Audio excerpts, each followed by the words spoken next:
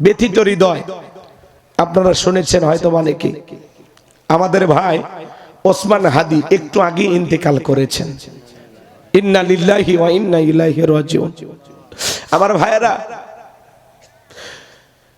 পবিত্র জুমাবারে আপনারা দেখেছেন কিভাবে প্রকাশ্যে তাকে গুলি করা হয়েছে। একেবারে কানের এই পাশ দিয়ে গুলি করা হয়েছে, আর এক পাশ ছিদ্র হয়ে গুলিটা বের হয়ে গেছে। এই গুলির খোসা তার মাথার ভিতরে আটকে ছিল। এদেশে অপারেশন করার জন্য ডাক্তার সাহস পায় নাই, এই জন্য তাকে বাধ্য হয়ে উন্নত চিকিৎসার জন্য সিঙ্গাপুরে নেওয়া হলো। কিন্তু কিছুক্ষণ আগে আমার ভাই আল্লাহর ডাকে সাড়া দিয়ে আল্লাহর জিম্মায় চলে গেছে। আমার হাদি ভাইয়ের শাহাদতের পিয়ালা পান করার খুব স্বাদ ছিল। সে বলেছিল আমাদেরকে এইভাবে থামানো যাবে না, যতক্ষণ পর্যন্ত আমাদের গুলি না করা হবে ততক্ষণ পর্যন্ত আমাদেরকে থামানো যাবে না। আজকে আমার ভাই গুলি খেয়ে শাহাদত বরণ করলো। আল্লাহ ওসমান হাদি ভাইকে আপনি শাহাদতের উচ্চ মাকাম দান করুন, জোরে বলুন আমিন। সে বলতো 50 বছর বেঁচে থেকে কি করব, আমি রাজপথের লড়াকু সৈনিক, রাজপথে যদি আমার মৃত্যু হয় তাহলে মানুষ আমাকে মনে রাখবে, আমার মৃত্যুর মাধ্যমে যেন লক্ষ হাদির জন্ম হয়। এই জন্য বুকটা ফেটে যাচ্ছে, কথা বলার মতো অবস্থা নাই। চোখের সামনে এরকম তরতাজা একটা প্রাণ আমরা হারিয়ে ফেললাম। ওসমান হাদি ভাই বড় সাহসী, সত্যবাদী কণ্ঠ। ভারতের পরিকল্পনায়, বিগত ফ্যাসিস্ট জালেমদের পরিকল্পনায় খুব সূক্ষ্মভাবে কাছ থেকে বহুদিনের প্ল্যান তারা বাস্তবায়ন করে আমার ভাই ওসমান হাদিকে ওরা হত্যা করলো। আজকে তার কলিজার টুকরার সন্তানটা কাঁদে, তার স্ত্রী কাঁদে, তার ভাইয়েরা কাঁদে। সারা দেশের 20 কোটি মানুষের 40 কোটি চোখ ওসমান হাদির জন্য কাঁদে।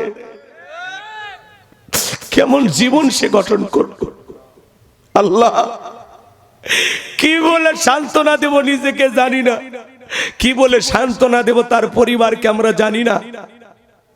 যে গুলি করলো বুক ফুলে বর্ডার দিয়ে ভারতে দাদা বাবুদের দেশে চলে গেল। প্রশাসন কি করলো, রাষ্ট্রের যারা দায়িত্বে আছে তারা কতটুকু দায়িত্ব পালন করলো, এটা কারা হত্যা করেছে, কেন হত্যা করেছে,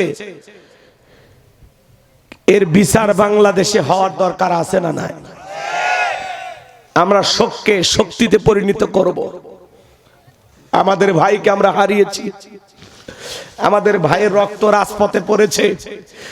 যেই রাজপথে ওসমান হাদির রক্ত পড়েছে, এই রাজপথে আবারও লক্ষ লক্ষ ওসমান হাদির জন্ম হবে।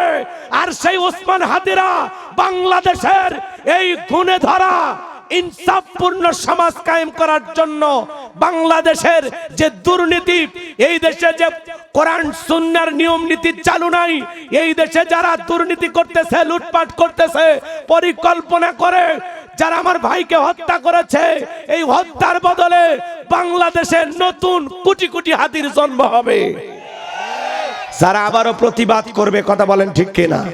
যতদিন পর্যন্ত এই দেশে ইনসাফ কায়েম না হবে, ন্যায় বিচার কায়েম না হবে, মানুষের অধিকার প্রতিষ্ঠিত না হবে, ততদিন পর্যন্ত হাদিদের লড়াই চলবেই। কথা বলেন ঠিক কিনা? আমার ভাইকে আমরা হারিয়েছি, আল্লাহর কাছে দোয়া করি, আল্লাহ আমার ভাইকে আপনি জান্নাতের উচ্চ মাকাম দান করেন। একটু জোরে বলেন আমিন। ছেলেটা কি কোনো অপরাধ ছিল না, সত্য কথা বলতো। সে সব সময় বলতো যে ইনকিলাব জিন্দাবাদ, ইনকিলাব জিন্দাবাদ। আমরা এই দেশে আমরা ন্যায় বিচার কায়েম করব, ইনসাফ কায়েম করব, ইনসাফ। যে 54 বছরে আপনারা অনেক কিছু দেখেছেন, রাষ্ট্রের কেউ কিছুই পায় নাই। আগামীতে আমরা ক্ষমতায় গেলে ইনসাফ কায়েম করব। ওরা বুঝে ফেলেছে, পরিকল্পনা করে ছেলেটাকে হত্যা করেছে। কথা বলেন ঠিক কিনা? কারা হত্যা করেছে একদিন জাতির সামনে তাদের মুখোশ উন্মোচন হবে। আর যারা হত্যা করেছ মনে রাখবা, ওসমান হাদিকে যেভাবে হত্যা করেছ, মানুষ হত্যা করছো, একজন সাহসী কণ্ঠ যোদ্ধাকে হত্যা করেছ। আজকে যা দেখো, তার স্ত্রীর কান্না থামছে না, তার মা বাবার কান্না থামছে না, তার কলিজার টুকরা শিশু সন্তানের কান্না থামতেছে না। আজকে যেরকম তাকে হত্যা করে তার সন্তানকে এতিম করেছো, তার স্ত্রীকে বিধবা করেছো, ও খুনি ওই জালেমেরা মনে রাখবা একদিন কোনো না কোনো অবস্থায় তোমাকে এইভাবে হত্যা কেউ না কেউ করবে, তোর স্ত্রীকে কেউ বিধবা বানাবে। কথা ঠিক না? যারা হত্যা করছো পার পাইবা না, তোমাকেও কারো না কারো হাতে হত্যার শিকার হতেই হবে, 2 দিন আগে হোক আর পরে হোক। কথা বলে ঠিক কিনা? মনে রাখবা আল্লাহর বিচার দুনিয়াতে হবে, আল্লাহর বিচার আখেরাতে হবে। কথা বলে ঠিক কিনা? মানুষ মারো, মানুষ হত্যা করো, মানুষ হয়ে মানুষকে মারে যারা, এরা পশু, এরা জানোয়ার। কথা বলে ঠিক কিনা? যে হত্যা করেছো মনে করে না বাইসে গেছো, ভারতে থাকার যেখানে থাকো, কোনদিন আমরা শুনবো হয়তো বা মদ খাইয়া নিজের মাথায় নিজেই পিস্তল ঠেকায় মারা গেছে। কথা হচ্ছে না এরকম? আজকে কোটি কোটি মানুষকে কাদাইলা তোমরা, কিছুদিনের জন্য ভালো থাকতে পারবা, কোনদিন মাতলামি কইরা তোমার প্রতিপক্ষ তোমারে গুলি করে যার ইশারায় কোটি টাকা পাইয়া হাদিরে হত্যা করলা, বিদায় করলা। যে কোটি টাকা দিয়ে তোরে লালন পালন করছে আর 1 কোটি টাকা খরচ করে তোমার এবার হত্যা করবে, যাতে তাদের নাম তোমরা না বলে দিতে পারো। নাটক সিনেমার ঘটনা কেউ হার মানায়, এই হাদি হত্যাকাণ্ডের ঘটনা। কথা বলে ঠিক কিনা? কে মারলো, কারা মারলো, এখনো সত্য উন্মোচন হয়নি। প্রশাসন নাকে সরিষার তেল দিয়ে ঘুমাইতেছে, আর আমাদের মুরব্বী চাচা ইউনুস সাহেবকে কি বলবো, বয়স হয়ে গেছে। চোখের সামনে একটা তরুতাজা প্রাণ আপনি হারাইলেন। যারা জুলাই যুদ্ধ করে নেতৃত্ব দিয়া আপনারে ক্ষমতার চেয়ারে বসাইলো, আজকে তাদেরই জানমালের নিরাপত্তা আপনি দিতে পারতেছেন না। আপনার খুব তাড়াতাড়ি পদত্যাগ করা উচিত। কথা কন না কেন? আর না হলে বিচার করে দেখান, ওই সমস্ত হত্যাকারীদেরকে ধরে গ্রেফতার করে দৃষ্টান্তমূলক শাস্তি দিয়ে দেখান, আপনি আপনার ঋণটা শোধ করে যান। কথা কন? যারা তোমারে ক্ষমতার চেয়ারে বসাইছে আজকে তাদেরই জীবনের নিরাপত্তা নাই। কোটি কোটি টাকাতে প্ল্যান করা হচ্ছে, এরপরে টার্গেট কি? কথা কন? হাসনাত আব্দুল্লাহ নিজে বলতেছে আমারও টার্গেট করা হচ্ছে, সার্জিস আলম এদেরকেও টার্গেট করা হচ্ছে। মনে রাখবেন বাজান, এই দেশে যারা এরকম জুলুম করতেছে, অত্যাচার করতেছে, এই জালেমদের জায়গায় পৃথিবীর ভূখণ্ডে হবে না। কথা বল ঠিক কিনা? একদিন সুদিন ফিরে আসবে ইনশাআল্লাহ। চলেন বাজান গো, আমার ব্যথা ভরা হৃদয় নিয়ে আমার কণ্ঠের সাথে কণ্ঠ মিলাইয়া সবাই একটু তিলাওয়াত করুন। ইন্না আ'তাইনাকাল কাউসার ফাসাল্লি লিরাব্বিকা ওয়ানহার ইন্না শানিয়াকা হুয়াল আবতার। আল্লাহু আকবার। যে কোন আয়াত বা সূরার তাফসীর করতে হলে কোন প্রেক্ষাপটে কোন সময় আল্লাহ তাআলা সেই আয়াতটি বা সূরাটি নাজিল করেছেন, সেই নাজিলের প্রেক্ষাপট জানার দরকার আছে না? আরবিতে বলা হয় শানে নজুল। যদি শানে নজুল আলোচনা করা হয় তাহলে তাফসীর বুঝতে সহজ হয়। তাহলে সূরা কাউসার আল্লাহর হাবিবের উপরে কোন প্রেক্ষাপটে কোন সময় নাজিল হয়েছে একটু জানার দরকার আছে। আমি কি বলবো নাকি ঘুমাইছেন বাজান? কষ্ট পাইছেন? আমার কথা কি বিরক্ত হইলেন? বিশ্বাস করেন বাজান, হৃদয়টা ফেটে যাচ্ছে। ওই হাদি কারো না কারো ভাই। কথা বলে খারাপ লাগতেছে না? তরুতাজা প্রাণ। অন্য নেতারা নির্বাচনে প্রচার করতে গেলে নিজের পকেটের টাকা খরচ হয়, আর এই ছেলেটা নির্বাচনে প্রচার করতে গিয়ে জনগণ টাকা দেয়। কয়েকদিনে নির্বাচনের প্রচার করতে গিয়া 21,24,000 টাকা পাইছে। 21,24,000 টাকা। রিক্সাওয়ালা টাকা তুলে দেয়, কাঁচামালের দোকানদারও টাকা দেয়, বাবা 200 দিলাম রাখো, 50 দিলাম রাখো। চায়ের দোকানদার 1000 টাকা দেয়। কথা বলে না কেন? ওরা বুঝতে পারছে যে এরকম যেভাবে মানুষ ভালোবাসতেছে, তার নির্বাচনের পোস্টার ব্যানার প্রচার করার জন্য জনগণ টাকা দিচ্ছে যে তুমি নেতা হও, তোমার মতো ছেলে দরকার। সে বলেছে যে ঢাকা 8 আসনে আমি যদি নির্বাচিত হতে পারি 1 টাকাও চাঁদা দিতে হবে না, এবং 1 টাকারও চাঁদাবাজি কাউকে করতে দেওয়া হবে না। ঢাকার মতো জায়গায় চাঁদাবাজি যে বন্ধ করতে চায়, এই ছেলে বেঁচে রেখে কেউ কথা বোঝেননি? ঢাকায় চাঁদাবাজি কম না বেশি? এই জন্য বাজান, সৎ মানুষ এই দেশে শাসক হিসাবে এই দেশের শত্রু যারা, এরা বাঁচতে দিবে না। যেমন আমাদের শহীদ প্রেসিডেন্ট জিয়াউর রহমান সৎ মানুষ ছিলেন, ভালো শাসক ছিলেন, যার গুণগান এখনো গায়। কথা বলেন না কেন? এই মানুষটাকে বেশি দিন বাঁচতে দেয়নি। কথা বুঝতে পারতেছেন? অল্প সময়ের মধ্যে যারা দেশ বিদেশের সকল শাসকদের সাথে সুন্দর ব্যবহার করে পৃথিবীর মানুষের মন জয় করা শুরু করেছেন, তখনই আপনাদের এই প্রিয় সন্তান শহীদ প্রেসিডেন্ট জিয়াউর রহমানকে, যিনি এই দেশে সামরিক শাসক হয়েও এদেশে গণতন্ত্র ফিরাইছে, সব দলের মানুষকে রাজনীতি করার সুযোগ করে দিয়েছে, বঙ্গবন্ধু কন্যাকেও সুযোগ করে দিয়েছে। উনি আসতে দেরি, এই দেশে 15 দিন পার হয়নি, তার মধ্যেই শহীদ প্রেসিডেন্ট জিয়াউর রহমানকে জীবন দেওয়া লাগছে।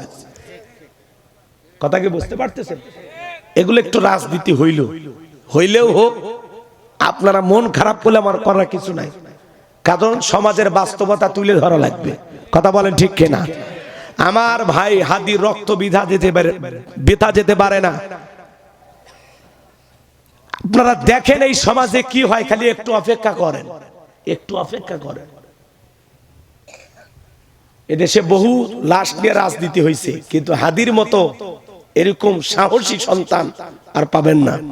তাদের ইনকিলাব জিন্দাবাদ মঞ্চের পক্ষ থেকে বলা হয়েছে যে হাদির হত্যাকারীদের বিচার না হওয়া পর্যন্ত তারা শাহবাগে আন্দোলন চালিয়ে যাবে, তারা ঘোষণা দিছে। দেখেন দেশে কি অস্থিরতা হয়। মানুষের রক্ত নিয়ে খেলা করবেন আর রাজনীতি করবেন আর গেমস খেলবেন আর মানুষ তাকিয়ে দেখবে, এটা হবে না। যে খুন খারাপি শুরু হয়েছে পথে ঘাটে, মানুষের জানমালের কোনো নিরাপত্তা নাই। এই সমাজকে সুন্দর করতে হলে কি লাগবে, আজকের আলোচনা আমি সেটা আপনাদেরকে বোঝাবো ইনশাআল্লাহ। তাহলে রসুলের উপরে সূরা কাউসার আল্লাহ কখন নাজিল করেছেন আমি কি একটু বলবো? প্রেক্ষাপটটা জানার দরকার আছে। হ্যাঁ, আরবিতে বলা হয়, কি বললাম, শানে নজুল। নবীজি আমার কাবার হাতিমে হেলান দিয়া বসা, মনটা খারাপ, কোনা দিয়া নবীজির অশ্রু ঝরতেছে, চোখ দিয়ে পানি ঝরতেছে, সাহাবীরা নীরব তাকায় দেখতেছে। রসুল কাঁদে আর সাহাবীরা কিছু বলতে পারে? সাহাবীরা নীরব। নবীজির প্রিয় সাহাবী হযরত আনাস থেকে বলেন, কিছুটা সময় অতিবাহিত হয়ে যাওয়ার পরে আমি তাকায় দেখি আমার নবীজি মুস্কি মুস্কি হাসতেছেন। বলুন সুবহানাল্লাহ। নবীর মুখে দেখে হাসি। হযরত আনাস থেকে বলেন, নবী গো, এই মাত্র দেখলাম মনটা খারাপ, মুখটা মলিন, চোখের কোনা দিয়ে অশ্রু ঝরতেছে, আবার কেনই বা মুস্কি মুস্কি হাসেন? আমার নবী কেন কাঁদেন, কেন হাসেন? এর পিছনে রহস্য আছে না নাই? নবীজির কান্না করার কারণ হলো নবীজির কলিজার টুকরা ছেলে সন্তানগুলো জন্ম নেয় আর এক একে ছেলে সন্তানগুলো মারা যায়। আবুল কাসেম মারা যায়, আবু তাকার মারা যায়, ইব্রাহিম মারা যায়। বাবা হিসাবে নবীর মনে কষ্ট লাগে কিনা? ছেলেগুলো জন্ম নেয় আর এক একে ছেলে সন্তানগুলো মারা যায়। রাসূল মনে মনে কষ্ট পায়। নবীজির কাছের চাচা নাম হলো আবু লাহাব, ডেকে বলে, ভাতিজা, তোমার বংশে বাতি জ্বালানো কেউ থাকলো না, তুমি একটা লেজ কাটা, তুমি একটা নির্বংশ, তুমি একটা হাত খুঁড়ে, জোরে কন্যা নাউজুবিল্লাহ। কথা কন্যা কেন? ছেলে মারা যার চাচা হয়ে আর সমালোচনা করে। আপনারা বলেন তো, আল্লাহ না করুক আপনার আমার সন্তান যদি মারা যায়, কাছের আত্মীয় স্বজনদের উচিত বিপদের দিনে সান্ত্বনা দাও। বাবা তুমি সবর করো, ধৈর্য ধারণ করো, জীবন মৃত্যুর মালিক আল্লাহ, আল্লাহ সন্তান দিয়েছে, আল্লাহই নিয়েছে, মন খারাপ করো না। আল্লাহ যদি চাই বছর না ঘুরতে আবারও তোমাদের ঘর আলোকিত করে সন্তান দিতে পারেন, তিনি কে? তাহলে কাছের মানুষদের উচিত বিপদের দিনে সান্ত্বনা দেওয়া। কিন্তু নবীর চাচা আবু লাহাব, এ কিন্তু আবু জেহেলের চাইতে খারাপ। আল্লাহ আবু জেহেলের নামে কোনো সূরা দেয়নি, কিন্তু আবু লাহাবের নামে সূরা দিয়েছে। শুধু আবু লাহাব খারাপ না, ওর বউও খারাপ, আর স্বামী স্ত্রী দুটাই খারাপ। এটা সূরা লাহাবের তাফসীর করলে আপনারা বুঝতে পারতেন, কিন্তু ওই দিকে আলোচনা নিয়ে গেলে আমার 5টা পর্যন্ত ওয়াজ করে শেষ হবে না। আমার দিকে তাকান। এ যখন সমালোচনা করে কি বলে, কয়, ভাতিজা, তোমার বংশে ভাতিজার কেউ থাকলো, তুমি একটা লেজ কাটা, তুমি একটা নির্বংশ, তুমি একটা হাত খুঁড়ে, জোরে কোন নাউজুবিল্লাহ। যদিও রসুলের 4টি কন্যা সন্তান জীবিত ছিল, কিন্তু ছেলেগুলো জন্ম নেয় আর এক একে মারা যায়। আমার ভাইয়েরা, নবীজির ছেলে সন্তানগুলো কেন মারা গেল? এই পৃথিবীর জমিনে অসংখ্য নবী রাসূলকে আল্লাহ তাআলা পাঠিয়েছেন, তাদেরকেও সন্তান দিয়েছেন, প্রাপ্ত বয়স পর্যন্ত, যৌবন পর্যন্ত পৃথিবীর জমিনে জীবিত ছিল, কিন্তু রসুলের একটি ছেলে সন্তানও কেন জীবিত থাকলো না? আল্লাহ তাআলা কেন শিশুকালে উঠায় নিলেন? এর পেছনে কারণ আছে না নাই? নবীজির ছেলে সন্তানগুলো শিশুকালে বিদায় নেওয়ার পিছনে কারণ আছে 3টি। আল্লাহ কেন শিশুকালে রসুলের সন্তানগুলোকে নিলেন? কি সেই 3টি কারণ? উম্মতে মুহাম্মাদি হিসাবে আপনার আমার জানার আগ্রহ আছে না নাই? কারা কারা শুনতেছেন হাত তুলে দেখান তো বাজান। লিল্লাহে তাকবীর। হাত নামান আমার ভাইয়েরা। নবীজির ছেলে সন্তানগুলো কেন মারা গেল? কি সেই 3টি কারণ যদি আমি বলতে চাই, 3 নাম্বার আয়াতের আলোচনা করা লাগবে। আমি কি 1 নাম্বার আয়াত বাদ দিয়ে 3 নাম্বারে যাব, নাকি আস্তে আস্তে শুরু করা যাক? ধৈর্য আছে তো ভাই? গভীর মনোযোগ দিয়ে কথাগুলো শুনে যান। একে তো সন্তান হারানোর ব্যথা, অন্যদিকে আপন মানুষদের সমালোচনা, আবার সাহাবা ইকরাম যারা ইসলাম ধর্ম গ্রহণ করে, কাফের বেঈমানরা তাদের উপর নির্যাতন জুলুমের স্টিম রোলার চালায়। হযরতে বেলাল তখনও কালেমা পড়ে মুসলমান হন নাই। নবীজি রাতের বেলায় দারুল আরকামে বসা, হযরতে বেলাল নবীজির দরবারে উপস্থিত হয়ে গেল। নবীজির চেহারার দিকে তাকাইয়া ডেকে বলে, নবী গো, আপনার চাইতে সুন্দর মানুষ আমি জীবনে কোনোদিন দেখি নাই। একটু সুবহানাল্লাহ কন না। নবী কত সুন্দর ছিলেন জানেন? হযরতে জাবের রাদিয়াল্লাহু তাআলা বলেন, পূর্ণিমা রাত আমি রাসূলের বাড়িতে গিয়েছিলাম, সেদিন দেখেছিলাম চাঁদ উদয় হয়েছে 2টা, একটা চাঁদ আসমানে আর একটা চাঁদ জমিনে। হযরতে জাবের ডেকে বলেন, আমি একবার আকাশের পূর্ণিমার চাঁদের দিকে তাকাই, আর একবার নবীর চেহারার দিকে তাকাই, ওই আকাশের পূর্ণিমার চাঁদের চাইতেও আমার নবীকে বেশি সুন্দর মনে হয়। আম্মা জান আয়েশা ডেকে বলেন, মিশরের নারীরা ইউসুফ নবীর চেহারার দিকে তাকাইয়া ফল কাটতে আঙ্গুল কেটে ফেলে দিয়েছিল। ওরা যদি একবার রসুলের চেহারার দিকে তাকাইতো, শুধুমাত্র আঙ্গুল নয়, আঙ্গুল কাটতে কাটতে, হাত কাটতে কাটতে কখন যে নিজের কলিজা কেটে দুভাগ করে দিত, মুহূর্তের জন্য টের পাইতো না। আপনার আমার নবী এতটাই সুন্দর। একটু জোরে কন্যা সুবহানাল্লাহ। কেমন নবী পাইছি বাজান, নবীর সম্মান মর্যাদা কত। এক জায়গায় ওয়াজ করলাম, ভাই বলেন তো আমাদের নবীর নাম কি? বলে হুজুর আব্দুল কাদের জিলানী। পীর সাহেবের নাম মুখস্থ আছে, কপাল পর রসুলের নামটা বলতে পারে না। আমার ভাইরা গভীর মনোযোগ দিয়ে কথাগুলো শুনে যান। আম্মা জান আয়েশা ডেকে বলেন, ও দুনিয়ার মানুষ, তোমাদের একটা সূর্য আছে, আমি আয়েশার একটা সূর্য আছে। তোমাদের সূর্য উদয় হয় দিনের বেলায়, আর আমি আয়েশার সূর্য উদয় হয় রাতের বেলায়। আম্মা জান আয়েশা একদিন সেলাইয়ের কাজ করতেছিলেন, হঠাৎ করে সুইটা পড়ে গেল, বাতিতে কোনো তেল ছিল না, বাতি জ্বালাইতে পারলেন না, অপেক্ষায় বৈশা থাকলেন। নবীজি যখন এশার সালাত আদায় করার পর ঘরের ভিতরে প্রবেশ করে সর্বপ্রথম নবীজি আম্মা জান আয়েশাকে সালাম দিলেন। নবী ঘর ঢুকে স্ত্রীকে কি দিলেন? সালাম দিলেন। আপনি আমি যখন বাড়িতে প্রবেশ করব, এই আমল আপনার আমার ঘরেও চালু থাকার দরকার আছে না না? বাড়িতে যা বউকে সালাম দিবেন, আসসালামু আলাইকুম রহিমা, কেমন আছো সোনা?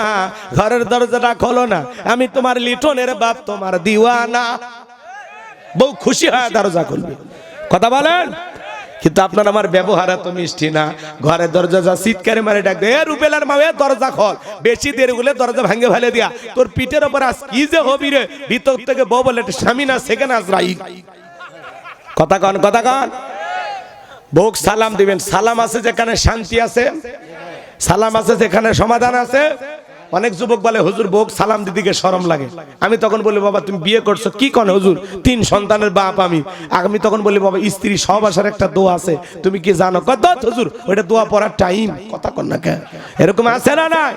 3 সন্তানের বাপ হয়ে যায়, শরম লাগে না? বউ সালাম দিদিকে শরম লাগে। এটা শরম না শয়তানি? কারণ এর শরম বেশি হলে এর বইয়ের তো বাচ্চা হওয়ারই কথা না। বইয়ের বাচ্চা হয়ে যায়, শরম লাগে না। সালাম আমল করবে যা শরম লাগে। ঘরের ভিতরে শান্তির দরকার নাই। সালাম আছে যেখানে শান্তি আছে, সালাম আছে যেখানে সমাধান আছে। স্বামী স্ত্রীর মধ্যে সালাম আদান প্রদান হলে আল্লাহর পক্ষ থেকে রহমত নাজিল হয়। স্ত্রীকে শুধু সালাম দিয়ে ক্ষান্ত হবেন না, আশেপাশে যদি লোকজন না থাকে বইয়ের হাতটা ধরে মুসাফা। যুবক কার হাত? এরা মনে এতিম, বউ নাই রে, জোরে কন, কার হাত ধরবেন? বইয়ের হাত। পাশের বাড়ির ভাবির হাত না ধরলে ঝাঁটা দিয়ে পিটাবি। বইয়ের হাত ধরে মুসাফা করবেন। একেবারে যদি ময়দান ফাঁকা থাকে কোলাকুলিও সেরে নেবেন। একসাথে যদি আপনারা তিনটা আমল করতে পারেন, মৃত্যু পর্যন্ত আপনাদের সম্পর্ক টিকে থাকার গ্যারান্টি। কথা কয় না? রাসূলের 4টি সুন্নাত প্রত্যেকটা স্বামী স্ত্রী যদি দাম্পত্য জীবনে আমল করে, তাদের দাম্পত্য জীবনে কোনো অশান্তি থাকবে না। আজকে সকালে বিয়ে করে সন্ধ্যায় তালাক দেয়, সন্ধ্যায় বিয়ে করলে সকালে তালাক দেয়। দাম্পত্য জীবনে কোনো সুখ নাই, শান্তি নাই, খালি অশান্তি আর অশান্তি। আর স্লোগান দেওয়া হচ্ছে, আপনি কি দাম্পত্য জীবনে অসুখী? কথা কন। আপনি যদি দাম্পত্য জীবনে অসুখী হয়ে থাকেন, সুখ যদি পেতে চান, রাসূলের 4টি সুন্নাত আপনাদের দাম্পত্য জীবনে আমল করা লাগবে। এখানে যারা আলোচনা শুনবেন, আমি কি 4টে সুন্নাত কি কি বলবো? কারা কারা শুনবেন একটু হাত তুলে দেখান তো দেখে। লিল্লাহি তাকবীর, লিল্লাহি তাকবীর। আমার ভাইয়েরা গভীর মনোযোগ, যে কথা বলতে চাচ্ছিলাম, রাসূলের 4টি সুন্নাত কি যদি আমি এখনই আলোচনা করি, আলোচনাটা এলোমেলো হয়ে যাবে। চাচা হাত নামান, হাত নামান, নামা আর নাই, পরে যখন বলবো তখন তুলবেন। চাচা এখনো তুলে আসে, কি আবেগ! আরে পাগল দেখে তো ভালো। আমার ভাইয়েরা গভীর মনোযোগ দিয়ে কথাগুলো শুনে যান। এই 4টি সুন্নতের কথা আপনারা শেষের দিকে মনে করে দিবেন, যদি আপনাদের সময় আর ধৈর্য থাকে। আমি বলার চেষ্টা করব বাজান। আমি যে কথা বলতে চাচ্ছিলাম, আম্মা জান আয়েশা ডেকে বলেন, নবীজি যখন সালাম দিয়ে প্রবেশ করলেন, নবীজির চেহারার আলোতে সুইটা কই পড়ে আছে আমি পরিষ্কার দেখতে পেয়েছি। কেমন নবী পাইছি বাজান! নবীর সম্মান মর্যাদা কত জানেন? যে নবী হ্যাঁ বললে তাম পৃথিবীবাসীর জন্য আল্লাহ পাক হালালে পরিণত করে দেয়, যে নবী না বললে তাম পৃথিবীবাসীর জন্য আল্লাহ পাক হারামে পরিণত করে দেয়। আসমানে চাঁদের দিকে ইশারা করলে চাঁদ 2 টুকরো হয়ে যায়, জমিনে পা তুললে মাওলা পাকের আরশে আজিমে পৌঁছে যায়। রাসূল যখন জমিনে পথ চলতেন, আসমানের মেঘ এসে ছায়া প্রদান করত। নবী যখন ঘেমে যেতেন, আম্মা জানেরা নবীজির দেহের ঘামগুলো শিশির ভিতরে জমা রাখতেন। বিশেষ দিনে নবীজির দেহের ঘামগুলো সুগন্ধি হিসাবে ব্যবহার করা হতো। কেমন নবী পাইছি! নবী ওযু বানাইলে ওযুর পানিতে সুগন্ধি বের হয়ে যায়। যেই নবীর চেহারার উপরে মশা মাছি পড়া হারাম, যেই ছাগলের স্তনে দুধ নাই, রাসূল হাত লাগায় দিলে দুধে পরিপূর্ণ হয়ে যায়। যেই খাবার 2-3 জন মানুষ খাবে, এই খাবার যদি রাসূলের হাতটা লেগে যায়, শত শত মানুষ খাবার খেয়েও যেমন খাবার তেমনি থাকে। কেমন নবী পাইছি, যেই নবীর চেহারার দিকে তাকাইলে পেটের ক্ষুধা নিবারণ হয়ে যাইতো। সুবহানাল্লাহ কন। পাইলে নিরালাই গো নবী, পাইলে নিরালাই, পাইলে নিরালাই গো নবী, পাইলে নিরালাই। 2 কদমে চুমু খাবো, 2 কদমে চুমু খাবো, চরণ ধুলি মাগবো গাই। পাইলে নিরালাই গো নবী, পাইলে নিরালাই। জোরে কোন মারহাবা। সেই নবীর কাছে বেলাল কথা মনে আছে না নাই? বেলাল ডেকে বলে, নবী গো, আপনি কালেমার দাওয়াত দেন, ইসলামের প্রচার প্রসার করেন, দয়া করে আমারে কালেমা পড়ায়া দেন। নবী হযরত বেলালকে পড়ায়া দিলেন, লা ইলাহা ইল্লাল্লাহু মুহাম্মাদুর রাসূলুল্লাহ সাল্লাল্লাহু আলাইহি ওয়াসাল্লাম। হযরতে বেলাল কালেমা পড়ে মুসলমান হয়ে গেল। নবী আমার ডেকে বলে, বেলাল, ইসলামের অবস্থা এখন ভালো না, কালেমা পড়েছো, আপাতত প্রকাশ করা যাবে না। আপনারা বলেন তো বাজান, ইসলামের অবস্থা কি সবসময় ভালো থাকে? আজও তাম পৃথিবীর দিকে তাকায় দেখেন, ওই তাম পৃথিবীর জালেম আর বেঈমানের ঐক্যবদ্ধ হয়েছে পৃথিবীর জমি থেকে ইসলাম আর মুসলমানকে মুছে ফেলে দেবে। কথা বলে ঠিক কিনা? কিন্তু ওরা তো জানে না ইসলামের সুইচ আছে কার হাতে। আর একটু জোরে বলেন, কার হাতে?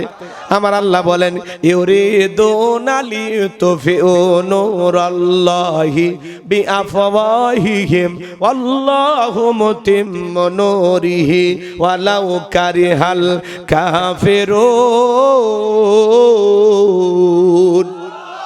সূরা সাফ আয়াত নাম্বার 8 আল্লাহ রাব্বুল আলামিন জানিয়ে দিলেন কাফেররা চায় মুখের পথকার দিনের আলোকে ইসলামের আলোকে কোরআনের আলোকে নিভায়া দিতে।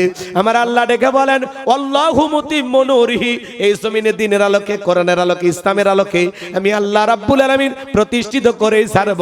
যদিও কাফের বেঈমানদের অন্তরে যত ধরনের জ্বালা যন্ত্রণা হোক না কেন, বলেন আল্লাহু আকবার। নেতানিয়াহু বলেন আর ডোনাল্ড ট্রাম্প বলেন, যারাই মুসলমানের রক্ত নিয়ে খেলা করতেছে ওই জালেমদের জায়গা পৃথিবীর জমিনে হবে না। আজও ফিলিস্তিনিতে মুসলমানের রক্ত নিয়ে খেলা করা হয়, আজও চীনের উইঘুরে মুসলমানদের হত্যা করা হয়, আজও ভারতে গরুর গোশত খাওয়ার অপরাধে মুসলমানকে জীবন দেওয়া লাগে। কথা বলেন, এই জমিনেও যারা মুসলমানের রক্ত নিয়ে খেলা করেছিল, রাতের আধারে শাপলা চত্বরে যারা আলেমদেরকে হত্যা করেছিল, আলেমদেরকে মিথ্যা মামলা দিয়ে ফাঁসির দড়িতে ঝুলিয়েছিল, যাদের হাতে মুসলমানের রক্ত লেগেছিল, এই জুলাই আন্দোলনে শত শত হাজার হাজার মায়ের বুক যারা খালি করেছিল, যাদের হাতে মুসলমানের রক্ত লেগেছিল, ওরা ক্ষমতার চেয়ার রেখে পালিয়ে গেছে। আমরা চাইছিলাম পদত্যাগ, ম্যাডাম পদত্যাগ করেন। আল্লাহ বলে কিসের পদত্যাগ? ওরা যে অন্যায় অপরাধ করেছে শুধু পদত্যাগ না, আমি আল্লাহ ওদের দেশ ত্যাগ করতে বাধ্য করব। ইন্না বাতশা রাব্বিকা লাশাদীদ, আল্লাহর পাকড়াও বড় কঠিন। আল্লাহ ধরে ধরে না, যেদিন ধরেছে মামু বাড়ি দিল্লি গিয়ে পড়েছে। কথা কি বোঝেন? শোনেন, সমাজের অবস্থা খুব খারাপ। কথা বলেন, এক বেচারা নতুন হজ করে আসছে, হঠাৎ করে আপনাদের এই বাজারের নাম কি? মসজিদ বটতলা বাজারে গেছে। ওই দিন আবার ইমাম সাহেব আসেনি। কথা কি বুঝতে পারতেছেন? তো সবাই বলতেছে ইমামতি করবে কে? কই জুব্বার ঝুল যার বেশি লম্বা সে। এখন নতুন হাজি তো নতুন জুব্বা সৌদি আরব থেকে কাটিংও মারেনি, জুব্বা শেষরে যাচ্ছে। মানুষ করছে বুজুর্গ পাওয়া গেছে। হাজি সাহেব বলতেছে বাবা যত বড় আলেম মুফতি মুহাদ্দিস ভাবতেছ আমি কিন্তু অত কিছু না। কয় না, আল্লাহ ওয়ালারা এরকম নিজেকে গোপন করে রাখে, আপনি সামনে যান। করছে বাবা রে অবস্থা কিন্তু ভালো না। কয় না, আপনি সামনে যান। জনগণ জোর করে সামনে দিয়ে দিছে। মাগরিবের নামাজ, কিসের নামাজ? কয় রাকাত? 3 রাকাত। এবার পিছন থেকে আকামত চলতেছে। বেচারা কোনো মতে দাঁড়াইয়া সূরা ফাতিহা শেষ করে প্রথম রাকাতেই সূরা নাস পড়ছে। এ নাস ছাড়া আর কোন সূরাই জানে না। কথা কি বুঝতে পারতেছেন? আচ্ছা, সূরা নাসের পরে আর কিছু আছে? আচ্ছা, কোন মতে খালি সিজদায় গেছে। প্রথম সিজদা দিয়া বেচারা দ্বিতীয় সিজদায় গেছে। আস্তে করে মসজিদের সাইডে বেড়া ছিল, ওই বেড়া ভেঙে পালিয়ে গেছে। আধা ঘন্টা হয়ে যায়, সিজদা থেকে ওঠে না। মুরব্বীরা গলা খা করতে, হুজুর আর কতক্ষণ? কথা কি বুঝতে পারতেছেন? গলা খা করতে বুঝাচ্ছে হুজুর আর কতক্ষণ, কিন্তু আছে ইমাম আছে নাই। এইবার মুরব্বী ডেকে বলে, ও ভাতিজা তুমি ছোট মানুষ, একটু মাথা উঁচু করে দেখো ইমাম স্ট্রোক করে মারা গেছে কিনা। কথা কি বোঝেন নাই?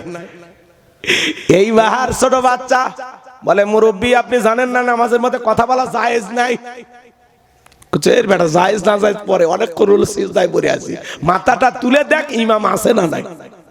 এইবার মাথা তুলে দেখে ইমাম। কচ্ছে ইমাম মুসল্লি ইমামও নাই, বেড়া ভাঙ্গা পালিয়ে গেছে ইমাম। তাই নাকি? বলে হ্যাঁ।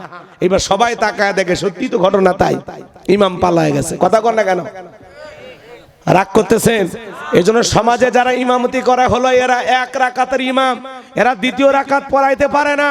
এই জন্য 1 রাকাতের ইমাম হওয়ার কারণে কিন্তু এরা সমাজে হাজার হাজার কোটি কোটি জনগণকে ফেলাইয়া ওরা পালিয়ে গেছে। কথা বলে ঠিক কিনা?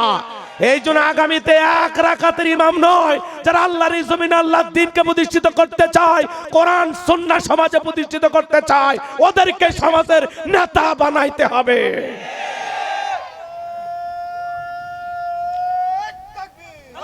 খালি কোন মতে সূরা জানে, কয় আমরা কি কোরআন হাদিস জানি না, আমরা কি নামাজ পড়ি না। ওরে বাবা, আছে না না? খালি হঠাৎ করে ভোটের আগে টুপি, ভোটের আগে পাঞ্জাবি। কথা কর না কেন? এই সুবিধাবাদ জিন্দাবাদ এগুলো আর চলবে না। আর আলেমদের দিকে বাঁকা চোখে তাকায় করে হুজুরেরা হলো ধর্ম ব্যবসায়ী। নির্বাচনের আগে যারা হঠাৎ টুপি পরে, হঠাৎ পাঞ্জাবি পরে, এরাই হলো সেরা ধর্ম ব্যবসায়ী, কথা কোন ঠিক কিনা? আলেমদের দিকে বাঁকা চোখে তাকাবেন না, খবরদার আলেমদের দিকে বাঁকা চোখে তাকাবেন না। এই পৃথিবীর জমিনে যারা আলেমদেরকে লাঞ্ছিত করতে গেছে, আল্লাহ পুরো পৃথিবীর সামনে তাদেরকে লাঞ্ছিত করে ছেড়ে দিয়েছে। কারণ আলেমদের সাথে আছে কি? জোরে বলেন। আমরা বিচার কারো কাছে দিব না, জায়গা মতো দেব, সময় মতো বিচার করে দেবে। রাগ করতেছেন নাকি আপনারা? এজন্য সমাজের ইমাম বুঝে শুনে বানানোর দরকার আছে না নাই? চলেন না বাজানোর সামনের দিকে যাই। যারা এই দেশের জনগণের রক্ত নিয়ে খেলা করেছিল আজকে আছে? আছে? নাই। নিজেদের তৈরি করা ট্রাইব্যুনাল নিজের নামে ফাঁসি রায় হয়ে গেছে। আল্লামা সাইদি হুজুরের বিরুদ্ধে ফাঁসি রায় হয়েছে, সারা দেশে মানুষ মারা গেছে প্রায় 2 শতাধিক। আর 16 বছরের প্রধানমন্ত্রী, তার বিরুদ্ধে ফাঁসি রায় হয়, একটা মশাও মরে না। কথা কন না কেন? আবার ওরা বলতেছে এই অবৈধ ট্রাইব্যুনালের রায় মানি না। নিজেরাই ট্রাইব্যুনাল গঠন কইরা যখন জামাত বিএনপির বিচার করছেন তখন মজা লাগছে, বৈধ ছিল। এখন নিজের ঘরে বিচার করেছে, অবৈধ হয়ে গেছে। কথা কয়। আবার উনি মাঝে মাঝে ওনার কল রেকর্ড ফাঁস হয়, আমাদের ছাড়া থাকতে পারবে না তো, ভালো নাই তো। কথা কথা এই দেশের শান্তি আর চেয়ারে থাকার গরম আছে না? এখন নরম সুরে কথা বলে, দেশের কাছে আছি, চট করে ঢুকবো। আপনি যাওয়ার আগে বলে যাননি, আসার আগে বলার দরকার নাই। মেয়ে মানুষ, আমরাও চাই কতদিন বাইরে থাকবেন, আপনি দেশে আসেন। কথা কন না কা? বুবু আহিবা তুমি আইবা গো, সেহিদিন আইসা বুবু ক্ষমতা পাইবা না। ও বুবু আহিবা তুমি আইবা গো, সেহিদিন আইসা বুবু ক্ষমতা পাইবা না। খোঁজনাই বহবো কাদের কাকার, অবস্থা খারাপ দরবেশ বাবার, হাও নাঙ্কেল এখন সামনে আসে না। নেতা কর্মী সব জেলের ভিতর, বুবু আছে ডরের ওপর, কখন জানি আসে গ্রেপ্তারি পরোয়ানা। বুবু আহিবা তুমি আইবা গো, সেদিন আইসা বুবু চিয়ার পাইবা না। ক্ষমতার চেয়ার থেকে নামা সহজ, ওই চেয়ারে ওটা কঠিন। কথা বলে ঠিক কিনা? আর আমরা আগামীতে সিদ্ধান্ত নেব, আর যাই হোক কোন নারীকে এই দেশের প্রধানমন্ত্রী বানাবো না। যে দলেরই হোক, পুরুষ হবে আমাদের নেতা। নারীদের দেখার দিন শেষ, আগামীতে পুরুষের বাংলাদেশ। কারা কারা পুরুষ নেতা চান হাত তুলে দেখান। লিল্লাহে তাকবীর। হাত নামান। মেয়ে মানুষের রাগ বেশি, জেদ বেশি। দেখেন না, স্বামীর সাথে ঝগড়া লাগে, হাড়ি পাতিল ভেঙে ফেলে দেয়, স্বামী তুলে আসার মারে পালিয়ে যায়। কষ্ট হচ্ছে আপনাদের? বিরক্ত হইতেছেন আপনারা? আমার ভাইয়েরা মন খারাপ করেন নাকি? ভয় পাচ্ছেন? কষ্ট হচ্ছে?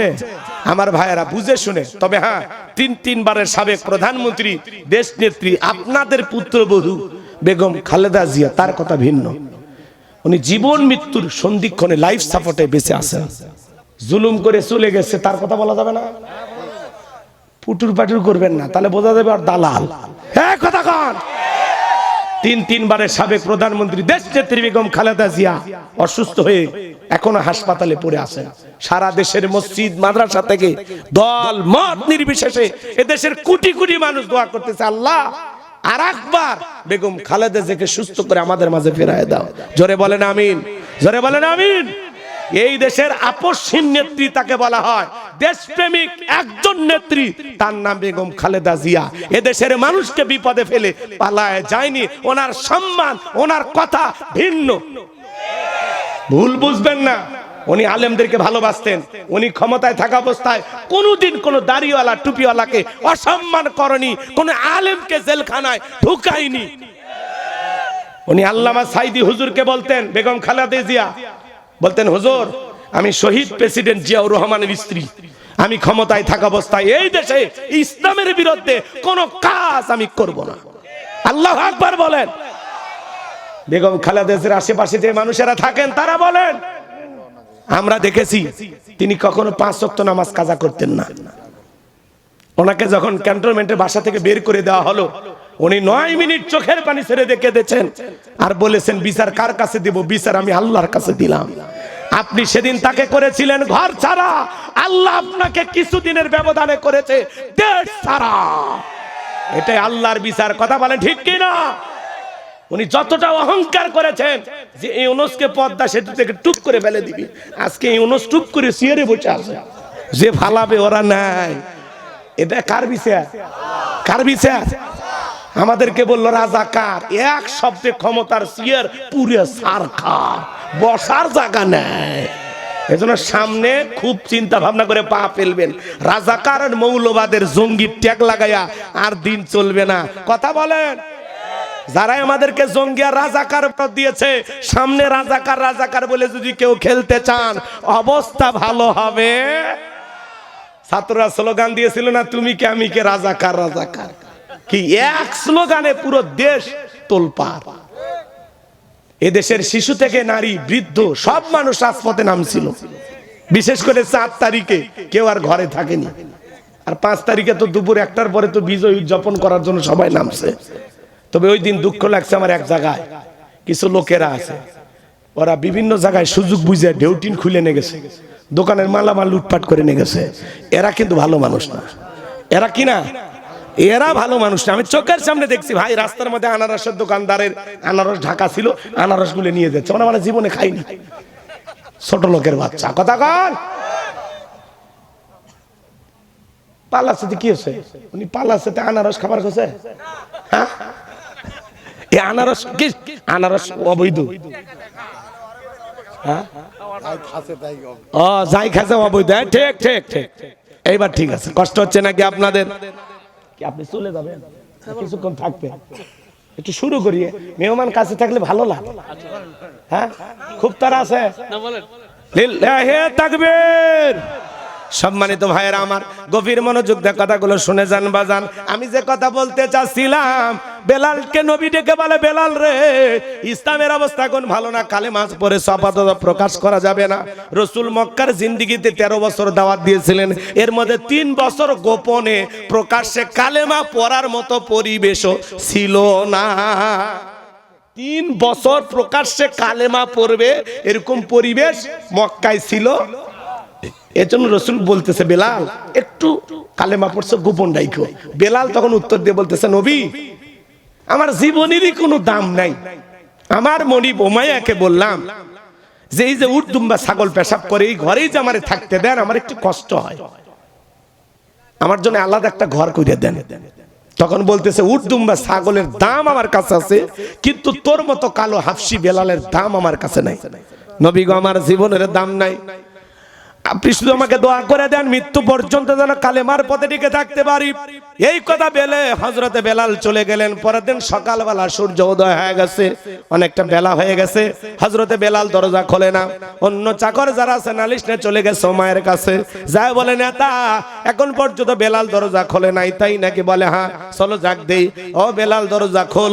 হযরতে বেলাল দরজা খোলে না, জোরে করে ধাক্কা মারছে। যখন দরজা খুইলা গেছে, তখন এইবারও মায়ে তাকায় দেখে যেই রাত্রিতে বেলাল কালেমা পড়ে মুসলমান হয়েছে, ওই রাত্রিতে একটা উটদুম্বা ছাগলের কাছে কোনো পেশাব পায়খানা নাই। জোরে কোন মারহাবা। আমার ভাইয়েরা, এইবার উমাইয়া ডেকে বলে, চাকরের দল, বেলালের বিরুদ্ধে মিথ্যা অভিযোগ দাও। তোমরা যখন ঘুমাচ্ছিলে বেলাল তখন ময়লা আবর্জনা পরিষ্কার করেছে, তাকায় দেখো না একটা উটদুম্বা ছাগলের কাছে কোনো পেশাব পায়খানা নাই, যাও নিজেদের কাজ করো। এই কথা বলে ওদেরকে তাড়িয়ে দিয়া এক পা দুপা করে বেলালের কাছে চলে গেলেন। হযরতে বেলাল দেয়ালে পিঠটা লাগাইয়া জিহ্বা নাড়ায়া জিকির করে কার। এইবার হালকা করে বেলালকে ধাক্কা মারছে, যখন জবান দিয়ে কালেমার আওয়াজ বের হয়েছে, তখন এইবার উমাইয়া ডেকে বলে, বেলাল রে, তোর জবান দিয়ে কি শুনলাম, তুমি কি মুসলমান হয়েছো?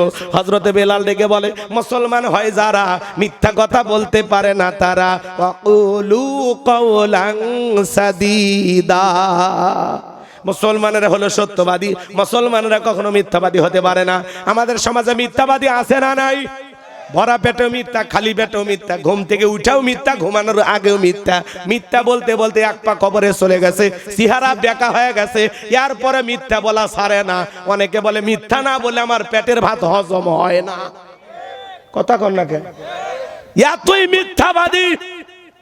হেলিকপ্টার দিয়ে কয় পানি দিছিলাম, আর র্যাবের মহাপরিচালক বলল না হেলিকপ্টার থেকে পানি না, ইন্টারনেট বন্ধ করে হেলিকপ্টার থেকে গুলি করা হয়েছে। আর উনি বলে পানি দেওয়া আছে। তাহলে সত্যবাদী না মিথ্যাবাদী? মানুষ কেমনে পারে এত মিথ্যা কথা কইতে? মেট্রো রেলের কাজ ভাঙা দেখে কান্দে, বিটিভি ভবন দেখে কান্দে, আবু সাইদের রক্ত দেখে আর এরা কাঁদতো না। কি কথা বলেন না কেন? শহীদ আবু সাইদ মুক্ত, শেষ হয়নি যুদ্ধ, লড়াই তো কেবল শুরু। এক হাদি হারাবে, লক্ষ হাদির জন্ম হবে। আগামীতে বাংলাদেশে ইনসাফ কায়েম হবে খুব তাড়াতাড়ি। যেভাবে জমিনে রক্ত পড়া শুরু হয়েছে না, সেই দিন বেশি দূরে নয়, এই জমিনে ইসলাম প্রতিষ্ঠিত হবে। এই জমিনের মানুষ তার ন্যায্য অধিকার ফিরে পাবে। আমরা না হতে চাই ভারতের গোলাম, না হতে চাই আমেরিকার গোলাম। এই 56,000 বর্গ মাইলের বাংলাদেশ আমাদের দেশ। এই দেশ চলবে জনগণের কথায়। বিদেশি কোন দাদা বাবুদের কথায় বাংলাদেশ চলবে না। কথা বলে না কেন? কি দেশের মালিক অন্য মানুষকে বানাবেন? মাথায় রাখবেন। চলেন না সামনের দিকে যাই। আমি কি দোয়া করব? চলবে ওয়াজ কিছুক্ষণ চলবে। লিল্লাহে তাকবীর। বেলাল কি বলে? মুসলমান হয় যারা মিথ্যা কথা বলতে পারে না, মুসলমান হবে সত্যবাদী। যা বলবেন সত্য বলবেন। মিথ্যা বললে একটা মিথ্যাকে ঢাকতে আরো 10টা মিথ্যা বলা লাগে। যত মিথ্যা বলবেন তত পেঁয়াজ লাগবে। মিথ্যা বললে জবানের বরকত কমে যায়। মিথ্যা বললে, এদিক খেয়াল করেন, গুনার পাল্লাটা ভারী হয়। কারণ মিথ্যা বলা জায়েজ না হারাম? কবিরা গুনাহ, কবিরা গুনাহ, বড় গুনাহ। এজন্য জবানটাকে হেফাজত করবেন। মিথ্যা কখনো বলবেন না, সব সময় সত্য কথা বলবেন। কথা কি বোঝা যায়? আল্লাহ আমাদের সত্যবাদী হওয়ার তৌফিক দান করেন, সত্য কথা বলার তৌফিক দান, সত্য পথে চলার তৌফিক দান। জোরে বলেন আমিন। সংক্ষিপ্ত কথা বাজান গো আমার শুনে যান। এইবার উমায়ে ডেকে বলে, বেলাল রে, এসব কি শুনছি তুমি না মুসলমান হয়ে গেছো? তাহলে এখনো সময় আছে। তুমি যদি চাও ওর তোমার ছাগলের মালিক বানায় দেব, থাকার জন্য ভালো ঘরের ব্যবস্থা করে দেব। হযরতে বেলাল ডেকে বলে, উমাইয়া, দুনিয়ার কোন পার্থিব সম্পদের বিনিময়ে বেলাল তার ঈমান বিক্রি করবে না। এইবার উমাইয়া ডেকে বলে, আমার কথা না শুনলে বড় নেতা আবু জেহেলকে খবর দিব। হযরতে বেলাল ডেকে বলে, কোন বড় নেতা ছোট নেতা এখন কাউকে গোনার টাইম নাই। আমি দুনিয়ার কোন আবু জেহেলকে ভয় করি না, আমি ভয় করি আমার আল্লাহকে। একটু জোরে বলেন আল্লাহু আকবার। এইবার উমাইয়া চলে গেল আবু জেহেলের বাড়িতে, যাই বলে, নেতার সংবাদ খুব খারাপ। আমার বাড়ি কি দোদাস বেলাল কালেমা পড়ে মুসলমান হয়েছে, তাই নাকি? বলে হ্যাঁ, ঠিক আছে যাও, আমি আসতেছি। এই আবু জেহেলের কিছু সাঙ্গ পাঙ্গ ক্যাডার মাস্তান ছিল, যাদের কাজই হলো মুসলমানদের উপর নির্যাতন জুলুম চালানো। কথাকে বুঝতে পারতেছেন? গভীর মনোযোগ দিয়ে কথাগুলো শুনবেন বাজান। হযরতে আম্মার রাদিয়াল্লাহু তাআলা কালেমা পড়ে মুসলমান হয়েছেন। এই আবু জেহেল কত জঘন্য শুনে যান। তার মা সুমাইয়া কেনে হেঁটে যাচ্ছেন, আবু জেহেল ডেকে বলে, আম্মার, হে আম্মার, শুনলাম তুমি আর তোমার পরিবারের লোকজন নাকি মুসলমান হয়েছো, তোমার মাও নাকি মুসলমান হয়েছে। হযরতে আম্মার রাদিয়াল্লাহু তাআলা ডেকে বলেন, হ্যাঁ আমরা মুসলমান হয়েছি। আবু জেহেল ডেকে বলে, তুমি কি জানো এর পরিণতি কত ভয়ঙ্কর হতে পারে? এই কথা বলে আম্মার এবং তার মা সুমাইয়া রাদিয়াল্লাহু তাআলা কে ধরলেন, একটা ফাঁকা মাঠের মধ্যে নিলেন, আর ডেকে বলে, আম্মার রে, এখন যদি একটা খেলা দেখায় বলতো কেমন হবে? হযরত আম্মার বলে, আবু জেহেল কি খেলা দেখাইবা? বলে, তোর চোখের সামনে যদি আমি তোর মাকে উলঙ্গ করি বলতো কেমন হবে? হযরত আম্মার মাথাটা তো নত করলেন। সুমাইয়া ডেকে বলে, আমার সন্তান, বেঈমানদের কথায় কখনো ঈমান ছাড়বা না। এইবার আবু জেহেল সুমাইয়ার উপরে আঘাত করা শুরু করলেন। আঘাত করতে করতে হযরতে সুমাইয়ার দেহ থেকে, শরীর থেকে সমস্ত কাপড়গুলোকে খুলে নেওয়া হলো। উলঙ্গ করা মাত্র জমিনের মধ্যে পড়ে গেলেন। আবু জেহেল ডেকে বলে, যুবকেরা, আম্মারের মাথাটা উঁচু করে তুলে ধরো, সে একটা নজর তার মারে দেখুক। হযরতে আম্মার মাথা উঁচু করার আগে চোখের পানি ছেড়ে দেখা দেয়, বলে, আল্লাহ, এই দৃশ্যটা দেখার আগে জমিন যদি ফাঁক হয়ে যেত তবু ভালো ছিল। ওরা জোর করে মাথা উঁচু করতে চায়, আম্মার মাথা উঁচু করে না। সুমাইয়া ওই পড়ে থাকা অবস্থায় ওই পজিশন থেকে সন্তানকে ডেকে বলে, আম্মা, বেঈমানদের কথায় কখনো ঈমান ছাড়বা না। আবু জেহেল একটা বর্ষা দিয়া সুমাইয়াকে আঘাত করতে করতে তার লজ্জাস্থানের ভিতরে এত জোরে একটা আঘাত করলেন, ফিনকি দিয়ে রক্ত বের হয়ে গেল। সুমাইয়া শাহাদাতের পেয়ালা পান করবেন, এমন মুহূর্তে সন্তান গেড়ে বলেন, ও আমার সন্তান, আমি আমার নাকে জান্নাতের সুঘ্রাণ পাইতেছি, আমি হয়তো আর বেশিক্ষণ দুনিয়াতে বাঁচবো না। বলে যাই আমার সন্তান শুনে নাও, ওই বেঈমানদের কথায় কখনো ঈমান ছাড়বা না। সাহাবায়ে কেরাম ঈমানের পরীক্ষা দিয়েছেন কিভাবে, তাদের ঈমানটা কত মজবুত ছিল। এইবার আবু জেহেল তার সাঙ্গ পাঙ্গ ক্যাডার মাস্তান নিয়া ওমায়ের বাড়িতে হাজির হয়ে গেল। ভাইরা আমার, আজও তামাম পৃথিবীতে দেখবেন জালেমদের বিশেষ একটা বাহিনী থাকে, যাদের কাজই হলো টুপিওয়ালা দাড়িওয়ালা ইমানদার আল্লাহওয়ালাদেরকে টার্গেট করে করে হত্যা করা, নির্যাতন চালানো। কথা বলে ঠিক কি না? এইবার আবু জেহেল ডেকে বলে, বেলাল এইদিকে আয়, আমি তোরে পার্সোনাল ভাবে মোহাব্বত করি। এসব কি শুনছি, তুমি নাকি আব্দুল্লাহর বেটা মুহাম্মদ সাল্লাল্লাহু আলাইহি সাল্লামের কাছে কালেমা পড়ে মুসলমান হয়েছো, এখনো সময় আছে। বেলাল, তুমি যদি চাও ওর দুম্বা ছাগলের মালিক বানায় দেব, থাকার জন্য ভালো ঘর বাড়ি বানায় দেব, ব্যবসা বাণিজ্য যদি করতে চাও দিরহাম টাকা পয়সা যা লাগে সব দেব রে বেলাল। ও বেলাল, তুমি চাইতে দেরি, তোমার চাহিদাটা আমরা পূরণ করতে দেরি করব না। হযরতে বেলাল ডেকে বলে, আবু জেহেল রে, দুনিয়ার সব সম্পদ যদি আমি বেলালকে দিতে চাও, দুনিয়ার সব সম্পদ ছাড়তে রাজি, নবীজির কালেমা ছাড়তে রাজি নাই। বলেন আল্লাহু আকবার। বেলালের মতো যারা ইমানদার তাদেরকে টাকা দিয়ে কেনা যায় না, কিন্তু মুনাফিক মার্কা মুসলমান যারা টাকার কাছে বিক্রি হয় তারা। কথা বলেন, টাকা পাইলে বাতিলের পাঁচাটা গোলাম হয়, টাকার জোরে ফতুয়া করে, টাকা পাইলে বৈধকে অবৈধ বলে ফতুয়া দেয়, আর অবৈধকে বৈধ বলে চালিয়ে দেয়, টাকার জোরে ফতুয়া ঘোরে। কথা কোন বোঝেন না? টাকার জোরে ফতুয়া এদিক সেদিক হয় না। হঠাৎ করে বউ তালাক দিছে, তালাক তো মানুষ হঠাৎ করে দেয় নাকি দিনক্ষণ তারিখ ধার্য করে দেয়? তালাকের মাসাল আমি দিচ্ছি না, মানে বুঝানোর জন্য এক্সাম্পল দিচ্ছি।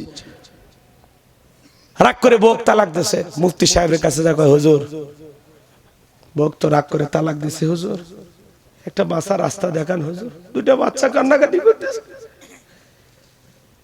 কথা কয় না কেন? তালাক দেওয়ার পরে ছেলে রাগ করে খালি তালাক দেওয়ার কথাই মনে হয়, পৃথিবীতে আর কোনো শব্দ নাই।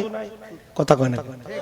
তোর এতই রাগ, 7 দিন পুকুরের মধ্যে ডুবে থাক, তোর এত রাগ বান্দরবন যা থাক কয়েকদিন। কথা কয় না কেন? এ রাগ করে বউ বাদ দিয়ে অন্য জায়গা যা। অন্য জায়গা মানে কি? শ্বশুর বাড়ি যাবে?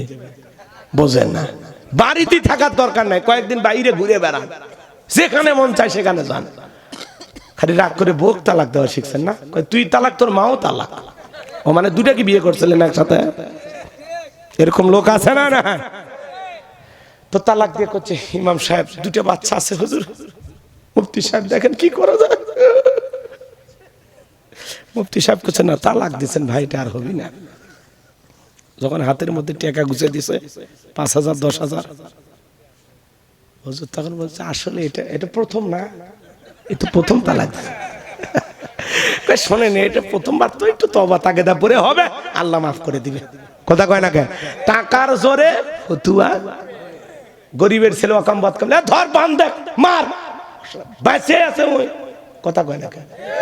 কিন্তু কোটিপতি সভাপতির ছেলে, ধনির ছেলে, হুজুর সেদিন তো গরিবের বেলায় খুব ফতুয়া দিলেন, আজকে তো সভাপতি। কি সভাপতির বেটাই কাম করছে? হুজুর এখন কি ফতুয়া দিবি? হক কথা বললে তো ইমামতি চলে যাবি। তখন হুজুরের ফতুয়ার আর শোন নাই, তখন বলে আসলে ধনির ছেলে তো শৃঙ্খল, দুষ্টুমি করে এই পাপটা করছে। দেখেন আপনারা গ্রামবাসী কি করবেন? আমি হুজুর টানেন কে? কথা কন না কে? গরিবের ছেলের বেলায় হুজুর আগে থাকে আর ধনির বেলায় পিছে যায়। কথা কন না কে? এরকম আছে না? না, এই জন্য মুনাফিককে সকালে কেনা যায়, বিকালে বিক্রি করা যায়, আবার বিকেলে কিনে সকালে বিক্রি করা যায়। কথা বলে ঠিক কিনা? মুনাফিকেরা হয়ে যায় বাতিলের 5টা গোলাম। এক প্যাকেট বিরিয়ানি খায়, কয় ম্যাডাম আপনি জান্নাতি টিকিট কনফার্ম, খালি ঢুকবেন আর বাড়াবেন। কথা কোন এরকম হুজুর আছে না নাই? এ বাজান গো আমার, ভালো করে গভীর মনোযোগ দিয়ে কথাগুলো শুনে যান। বেলালের উত্তরসূরি যারা, টাকার কাছে বিক্রি হবে না তারা। যেটা সঠিক তারা সেটাই বলবে। আমি যে কথা বলতে চাচ্ছিলাম বাজান, এইবার বেলাল ডেকে বলে আবু জেহেল রে, এত বড় লোভনীয় প্রস্তাব দিয়ে রাজি হলো না যখন, এইবার আবু জেহেল ডেকে বলে বেলাল এত বড় লোভনীয় প্রস্তাব দিলাম রাজি হইলা না, সোজা আঙ্গুলে ঘিউ না উঠলে আঙ্গুলে একটু বাঁকা করা লাগবে। এই কথা বলে যুবকদের লিলিয়ে দিল, চাবুক দিয়ে পিটানো শুরু করো। হযরত বেলালকে চাবুক দিয়ে পিটানো শুরু হলো। এরা যত জোরে চাবুক মারে বেলাল তত জোরে কালেমা পড়ে। চাবুক দিয়ে পিটাইতে পিটাইতে কালো চামড়া গুলো ফেটে রক্ত ঝরা শুরু হয়ে গেল। এইবার আবু জেহেল ডেকে বলে বেলাল রে, মারতে মারতে কালো চামড়া গুলো ফেটে রক্ত ঝরতেছে, তবু কে নবী মুহাম্মদ সাল্লাল্লাহু আলাইহি সাল্লামের কালেমা ছাড়বি না? হযরতে বেলাল ডেকে বলে আবু জেহেল রে, মারতে মারতে যদি মেরেও ফেলে দাও, জীবনটা দিতে রাজি, নবীজির কালেমা ছাড়তে রাজি নাই। এই বাহার আবু জেহেল ডেকে বলে, এ যুবকের দল, বেলালের পায়ের রশি লাগাও, উটের পায়ের সঙ্গে বাঁধো। তাই করা হলো, পায়ের রশি লাগাইয়া উটের পায়ের সঙ্গে বাঁধাইয়া আরবের উত্তপ্ত গরম বালিতে শেষরে ঘোরা হচ্ছে। আরবের বালিগুলো এত গরম, চাল দিলে মুড়ি হয়ে যায়। এত উত্তপ্ত ফুটান্ত গরম বালিতে বেলালকে শেষরে ঘোরা গলু, বাবলা গাছের গাটা গুলো জিব্বার ভিতরে পেরে গের মতো মারা গুলো। বিকেল বেলা নিয়ে এসে বলে বেলাল, চাবুক দিয়ে পিটাইলাম, পাই রশি লাগাইয়া নে ঘুরলাম, এত নির্যাতন জুলুম করা গেল রে বেলাল, তবু কি নবী মুহাম্মদ সাল্লাল্লাহু আলাইহি সাল্লামের কালেমা ছাড়বি না? হযরত বেলাল ডেকে বলে আবু জেহেল রে, মারতে মারতে যদি মেরেও ফেলে দাও, বেলালের নিঃশ্বাস থাকবে যতদিন, বেলাল ইসলামের পথে টিকে থাকবে ততদিন। আর একটু জোরে কন না আল্লাহু আকবার।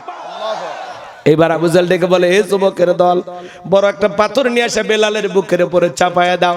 বিশাল বড় একটা পাথর নিয়ে আসা হযরতে বেলালের বুকের উপরে চাপায়া দেওয়া হলো। আবু জেহেল মনে করলো পাথরের চাপার আঘাতে বেলাল মারা যাবে, এই কথা ভেবে কাফেররা চলে গেল।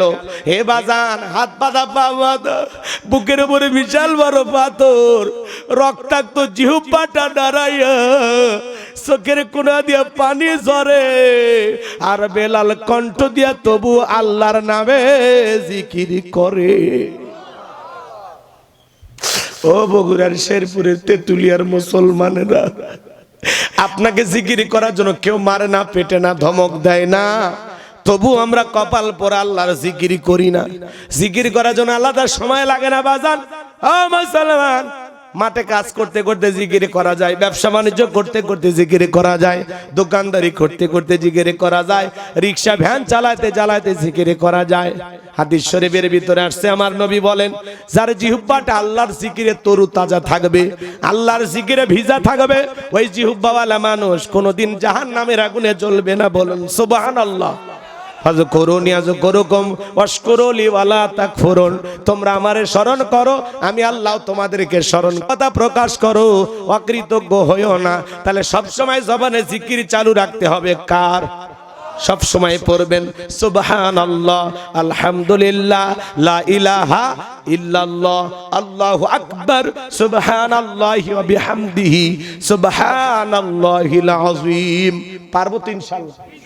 মহিলা মা বোন যারা শুনতেছেন, মা মাসে কয়েকদিন আপনারা অসুস্থ থাকেন, যে সময় আপনাদের নামাজ পড়া নিষেধ আছে, ওই সময় আপনারা চাইলে বেশি বেশি জিকির করবেন। জিকির করতে কোনো বাধা নাই, সব সময় জিকির করা যায়। কথা কয় না কেন? জিকির করার জন্য আলাদা ওযুর কোনো প্রয়োজন নাই। তাহলে জবানে সব সময় জিকির চালু থাকবে কার? ভাই ফাও ফাও গল্প করে সময় নষ্ট করে লাভ আছে? যত বেশি মালিকের জিকির করবেন। রাসূলের এক সাহাবী বলে, নবী, ইসলামের এত বিধিবিধান তো মনে থাকে না, আমার সহজ কোন আমল দেন। আল্লাহ রাসূল বলতেছে, আমার সাহাবী, সহজ আমল হইল, যদি তুমি পারো সব সময় আল্লাহর জিকিরে জিহ্বাটা ভিজে রাখবা, আল্লাহর জিকিরে জিহ্বাটা তরুতাজা রাখবা, এই জিকির তোমাকে জান্নাতে পৌঁছায় দেবে। আর সহজ আমল আছে? তাহলে সব সময় জবানে জিকির চালু থাকতে হবে কার? সবসময় হিন্দি গান, বাংলা গান, বউরে গালি, এলাকার লোকের গিবত, সমালোচনা, কথা কয় না কেন? এগুলোই তো জবানে আছে। অন্যের গিবত করে দিন যায়, অন্যের সমালোচনা করে দিন যায়। জমিতে কাজ করেন আর মোবাইলে গান শুনতেছেন, কথা কওয়া লাগবে, কথা কওয়া লাগবে, আছে না? কাজ করতেছে মাঠে ময়দান আর গান টান মারতেছে কি তাই কি ভোজপুরি গান গান ওটা কোন দেশে ভারতে তামিলনাড়ু দেখছেন ওদিকে তোমার নানার বাড়ি নাকি কি পোলাপান দেখছেন